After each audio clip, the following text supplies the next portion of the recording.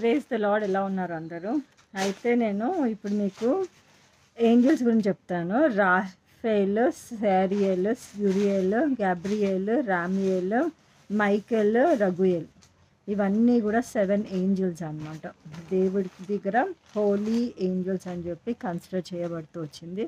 So rightly I want talk about Rafale.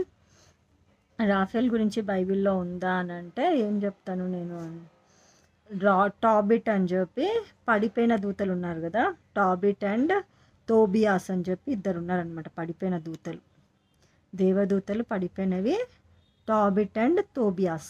అయితే టాబిట్ ఆయన 12th చాప్టర్లో తర్వాత 15 నుంచి 22 వరకు రాస్తూ వచ్చినాడు అనమాట. GNT అని అంటారు దాన్ని. ఇంకా బ్రీఫ్గా నేను తర్వాత చెప్తాను. అయితే ఇప్పుడు ఇక్కడ ఏమైపోయింది అని అంటే అక్కడ రాస్తూ ఉంటాడు అనమాట. వీళ్ళిద్దరు ఏం చెప్తున్నారు అని అంటే పడిపోయిన దేవదూతలు భయపడతా ఉన్నాయి అన్నమాట. టాబిట్, తోబియాస్ భయపడుతూ వణుకుతూ కింద పడిపోయినప్పుడు రాఫెల్ ఏమన్నాడు అంటే, క్లియర్గా మీకు వర్డింగ్స్ చెప్తాను. To them, don't be afraid, everything is all right, always remember to praise God. మనం ఎప్పుడు ఏం గుర్తుపెట్టుకోవాలా? దేవుణ్ణి ప్రేజ్ చేయడానికి మనము గుర్తుపెట్టుకోవాలన్నమాట. భయపడకండి, కానీ మనము మర్చిపోకుండా ఏం చేయాలా?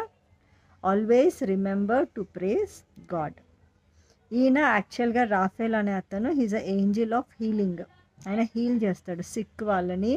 మనము దేవా యెహోవా రాఫే అని అంటాం కదా, రాఫేల్ ఆయన దేవదూత చెప్తాడనమాట. దేవదూత రాఫేల్ వెళ్ళి అక్కడ హీల్ చేయమని చెప్తే వెళ్ళి అక్కడ హీల్ చేసేవాడుగా ఉంటాడు. ఈ కొద్ది వాక్యం దేవుడు దీవించిన గాక. Praise the lord.